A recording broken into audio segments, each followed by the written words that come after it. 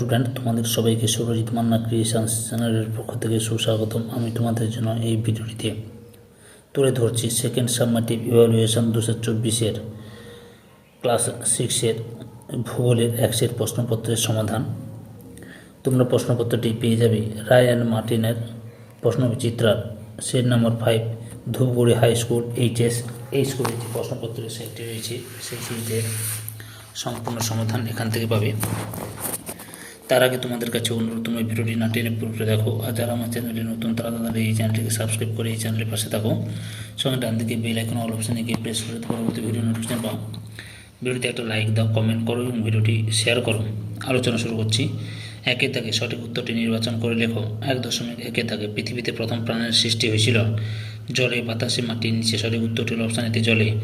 1.2 দাগে বায়ুর চাপ মাপা যন্ত্রের নাম হলো থার্মোমিটার, হাইগ্রোমিটার, ব্যারোমিটার। সঠিক উত্তরটি হল অপশান সিতে ব্যারোমিটার। 1.3 দাগে পশ্চিমবঙ্গের জলবায়ুর প্রকৃতি শীতল, আর্দ্র, উষ্ণ, শুষ্ক। উত্তর অপশান বিতে উষ্ণ আর্দ্র। 1.4 দাগে কালো মাটির অপর নাম দোআঁশ, রেগর, ল্যাটেরাইট। সঠিক উত্তরটি হল অপশান বিতে রেগর। 1.5 দাগে সমুদ্র উপকূলে লবণাক্ত জলাভূমিতে জন্মায় ম্যানগ্রোভ পর্ণমোচী রহিত উদ্ভিদ। সঠিক উত্তরটি হল অপশান এতে ম্যানগ্রোভ।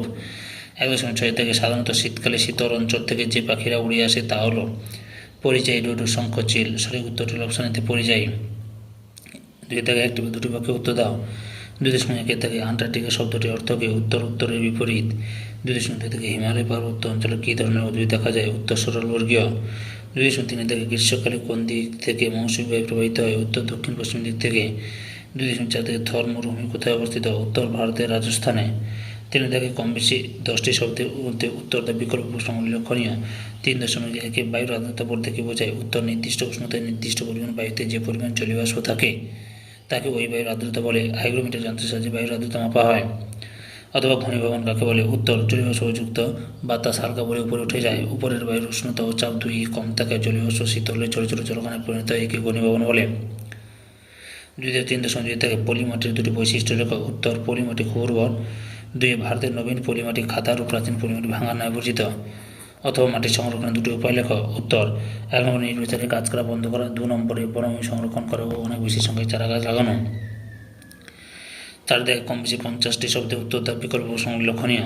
4.1 বিশ্ব উষ্ণায়নের ফলে পৃথিবীর শীতলতম মহাদেশ কীভাবে ক্ষতিগ্রস্ত হচ্ছে? উত্তর পৃথিবীর বায়ুমণ্ডলে গড় উষ্ণতা ধীরে ধীরে বৃদ্ধি পাওয়ার কারণে পৃথিবীর শীতলতম মহাদেশ তথা আন্টার্কটিকার পুরো বরফের স্তর গলে গেলে সমুদ্রের জলস্তর অনেকটা বেড়ে যাবে। এর ফলে সারা পৃথিবী জুড়ে নানা সংকট দেখা দিতে পারে। জলভাগ এবং উপকূলের এবং আন্টার্কটিকা মহাদেশের বহু জীবের অস্তিত্ব বিপন্ন হয়ে পড়বে। সমুদ্র জলের উষ্ণতা বৃদ্ধির ফলে উদ্ভিদ প্ল্যাঙ্কটন মারা যাবে। পেঙ্গুইনরা ক্রমশ মহাদেশের অভ্যন্তরের দিকে সরে যাচ্ছে ও বিলুপ্তির মুখোমুখি দাঁড়িয়ে আছে। ফলে সামুদ্রিক বাস্তুতন্ত্র ব্যাহত হচ্ছে। সব মিলে আন্টার্কটিকার প্রকৃতির ভারসাম্য নষ্ট হয়ে যাচ্ছে এবং জীববৈচিত্র্য হ্রাস পাচ্ছে। অথবা আন্টার্কটিকার জলবায়ুর 3টি বৈশিষ্ট্য লেখা। উত্তর আন্টার্কটিকার জলবায়ুর 3টি বৈশিষ্ট্য হলো 1 নম্বরে শুষ্ক বাতাস ও তুষার ঝড়। এখানে সারা বছরই কনকনে ঠান্ডা বাতাস প্রবাহিত হয়। এই বাতাসে জলীয়বাষ্প অনুপস্থিত, তাই অত্যন্ত শুষ্ক। শীতকালে এখানে প্রবল তুষার ঝড় বা ব্লিজার্ড, যার গতিবেগ ঘন্টায় 150 কিমি প্রবাহিত হয়। 2 নম্বর বৈশিষ্ট্য ঋতু বৈচিত্র্যহীনতা। সেপ্টেম্বর থেকে ফেব্রুয়ারি এই 6 মাস এখানে আকাশে 24 ঘন্টা সূর্য থাকলেও সূর্যের আলো কিছু হয়ে পড়ে এবং অধিকাংশই বরফে প্রতিফলিত হয়ে ফিরে যায়। ফলে উষ্ণতা খুব বেশি বাড়াতে পারে না, তাই সারা বছরই এই মহাদেশে একটা ঋতু শীত বিরাজ করে। 3 দাগে বৃষ্টিপাত ও তুষারপাত। এই মহাদেশে বৃষ্টিপাত খুব কম হয়, তবে উপকূলবর্তী অঞ্চলে সারা বছর প্রচুর তুষারপাত হয়। 4.2 দাগে সমুদ্রের ধারে আবহাওয়া আরামদায়ক কেন? উত্তর স্থলভাগ দ্রুত উত্তপ্ত হয় এবং দ্রুত শীতল হয়, কিন্তু জলভাগ ধীরে ধীরে উত্তপ্ত হয় এবং ধীরে শীতল হয়। ফলে দিনের বেলা সমুদ্র বায়ু ও রাত্রিবেলা স্থলবায়ু প্রবাহিত হয়। এই কারণে সমুদ্র উপকূলে বায়ুর উষ্ণতা খুব বেশি বা খুব কম হয় না। তাছাড়া আর্দ্র সমুদ্র বায়ুর প্রভাবেও উষ্ণতার তীব্রতা বাড়তে পারে না। ফলে সমুদ্রের কাছাকাছি অঞ্চল সমূহাপন্ন জলবায়ু বিরাজ করে। কিন্তু যেসব জায়গায় সমুদ্র থেকে অনেক দূরে অবস্থিত সেই সব জায়গায় সমুদ্রের প্রভাব পড়ে না। তাই দিনে বা গরমে উষ্ণতা যেমন খুব বেশি হয়, তেমনি রাতে বা শীতে উষ্ণতা খুব কম হয়, অর্থাৎ চরমভাবাপন্ন জলবায়ু বিরাজ করে। উদাহরণ সমুদ্রের কাছে অবস্থিত মুম্বাই, কোচি, চেন্নাই, কলকাতার জলবায়ু সমভাবাপন্ন এবং সমুদ্রের অনেক দূরে অবস্থিত দিল্লি, লখনৌ, আম্বালা, চণ্ডীগড়ের জলবায়ু চরমভাবাপন্ন। অথবা মৌসুমী বায়ুর 3টি বৈশিষ্ট্য লেখা। উত্তর মৌসুমী বায়ুর 3টি বৈশিষ্ট্য হলো মৌসুমী বায়ু পরিবর্তনের সঙ্গে সঙ্গে তার দিক পরিবর্তন করে। আমাদের দেশে এই বায়ু গ্রীষ্মকালে আসে দক্ষিণ পশ্চিম দিক থেকে এবং শীতকালে ফিরে যায় উত্তর পূর্ব দিক দিয়ে। 2 নম্বরে দক্ষিণ পশ্চিম মৌসুমী জলভাগের উপর দিয়ে আসায় প্রচুর বৃষ্টিপাত ঘটায়, তাই গ্রীষ্মকাল আর্দ্র, কিন্তু উত্তর পূর্ব মৌসুমী স্থলভাগের দিকে ফেরার সময় জলীয় বাষ্পের অভাবে বৃষ্টিপাত ঘটাতে পারে না, তাই শীতকাল শুষ্ক। 3 নম্বরে সারা দেশে মৌসুমী বায়ুর প্রভাবে সমান পরিমাণে বৃষ্টিপাত হয় না, যেমন মেঘালয় মৌসুমী নামে পৃথিবীর সর্বাধিক বৃষ্টিপাত হয়, কিন্তু রাজস্থানে খুব কম বৃষ্টিপাত হয়। 5 যে কোনো একটি প্রশ্নের উত্তর দাও। বাংলাদেশ থেকে মানুষ কীভাবে পৃথিবীর পরিবেশ নষ্ট করছে? উত্তর, মানুষের নিম্নলিখিত কাজকর্ম প্রাকৃতিক পরিবেশের ভারসাম্য নষ্ট করছে। 1 পরিবেশ দূষণ, জনসংখ্যা বৃদ্ধি, বনজঙ্গল ধ্বংস করে শিল্প স্থাপন, কৃষিকাজ, বসতি নির্মাণ, প্রচুর পরিমাণে খনিজ তেল, কয়লা, কাঠ পোড়ানো, এসবের ফলে জল, মাটি, বাতাস সবই দূষিত হয়ে যাচ্ছে। 2 নম্বরে বিশ্ব উষ্ণায়ন, যানবাহন এবং শিল্প কারখানা থেকে বিষাক্ত গ্যাস বাতাসে মিশছে। এই গ্যাসগুলো পৃথিবীর চারিদিকে এমন এক আবরণ তৈরি করে যা পৃথিবী থেকে জীবগুলির জীবন ধারণের প্রয়োজনে অতিরিক্ত তাপকে মহাশূন্যে ফিরে যেতে বাধা দেয়।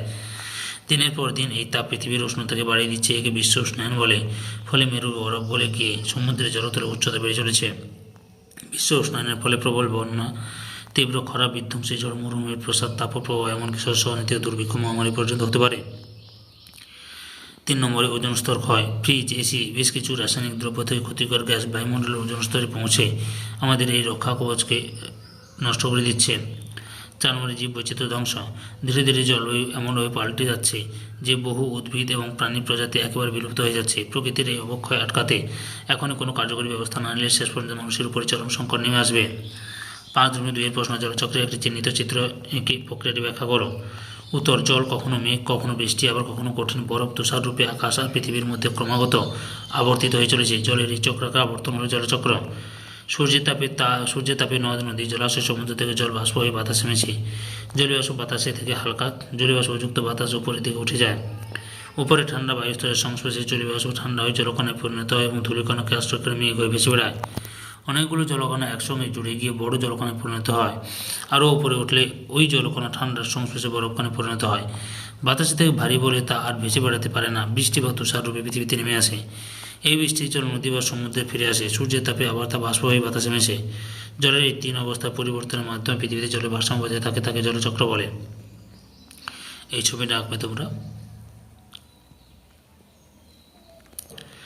5.3 প্রশ্ন, বিশ্ব উষ্ণায়ন কীভাবে ঘটে ব্যাখ্যা করো। উত্তর, বর্তমানে বিশ্বে আবহাওয়ার যে অস্বাভাবিকতা এসেছে তার জন্য আবহাওয়াবিদরা একমাত্র দায়ী করছেন বিশ্ব উষ্ণায়ন বা গ্লোবাল ওয়ার্মিংকে। বর্তমানে বায়ুমণ্ডলের গ্রিনহাউস গ্যাসগুলির যথা carbon dioxide, methane, nitrous oxide, chlorofluorocarbon, জলীয়বাষ্প প্রভৃতি মাত্রাতিরিক্ত ঘনত্ব বৃদ্ধি পাওয়ার জন্য পৃথিবীর নিম্ন বায়ুমণ্ডলে চাঁদ হওয়ার মতো একটি গ্যাসীয় স্তরের আবরণ সৃষ্টি হচ্ছে, যা গ্রিনহাউসের মতো আচরণ করে। এর ফলে পৃথিবীর তাপমাত্রা অনেক বেশি হয়ে যাচ্ছে। এরকম পৃথিবীর তাপমাত্রা বেড়ে যাওয়া ঘটনাকে গ্রিনহাউস প্রভাব বলা হয়। গ্রিনহাউস গ্যাসগুলির ঘনত্ব বেড়ে যাওয়ার ফলে সূর্য থেকে আগত ক্ষুদ্র তরঙ্গ রশ্মি খুব সহজে বায়ুমণ্ডল ভেদ করে ভূপৃষ্ঠে আসতে পারে, কিন্তু পার্থিব বিকিরণ রূপে দীর্ঘ তরঙ্গের এই সূর্যকিরণ পুনরায় মহাশূন্যে ফিরে যেতে না পেরে গ্রিনহাউস গ্যাস দ্বারা শোষিত ও আবদ্ধ হয়ে পুনরায় বিকিরণের মাধ্যমে ভূপৃষ্ঠে ফিরে আসে ও নিম্ন বায়ুমণ্ডলের উষ্ণতাকে বাড়িয়ে দেয়। ফলস্বরূপ সমগ্র পৃথিবীর তাপমাত্রা ক্রমশ স্বাভাবিকের থেকে অনেক বেশি হতে থাকে, যাকে বিশ্ব উষ্ণায়ন বলে। অর্থাৎ বিশ্ব উষ্ণায়ন হল গ্রিনহাউসের ফল। বিশ্ব উষ্ণায়নের কারণগুলি হলো গ্রিনহাউস গ্যাসগুলির পরিমাণ বৃদ্ধি, 2 নম্বরে জীবাশ্ম জ্বালানি যেমন কয়লা, খনিজ তেল প্রভৃতি মাত্রাতিরিক্ত ব্যবহারের ফলে বায়ুতে কার্বন ডাইঅক্সাইডের পরিমাণ বৃদ্ধি, 3 নম্বরে পচনশীল জৈব পদার্থ জলাভূমি ধান ক্ষেত থেকে নিঃসৃত মিথেন গ্যাসের পরিমাণ বৃদ্ধি, 4 নম্বরে নাইট্রোজেন মৃত সার থেকে নাইট্রাস অক্সাইডের পরিমাণ বৃদ্ধি, 5 নম্বরে রেফ্রিজারেটর, এসি, ইলেকট্রনিক শিল্প, রং শিল্প প্রভৃতিতে ক্লোরোফ্লোরোকার্বনের মাত্রাতিরিক্ত বৃদ্ধি। সম্পূর্ণ ভিডিওটি দেখার জন্য তোমাদের সবাইকে অসংখ্য ধন্যবাদ।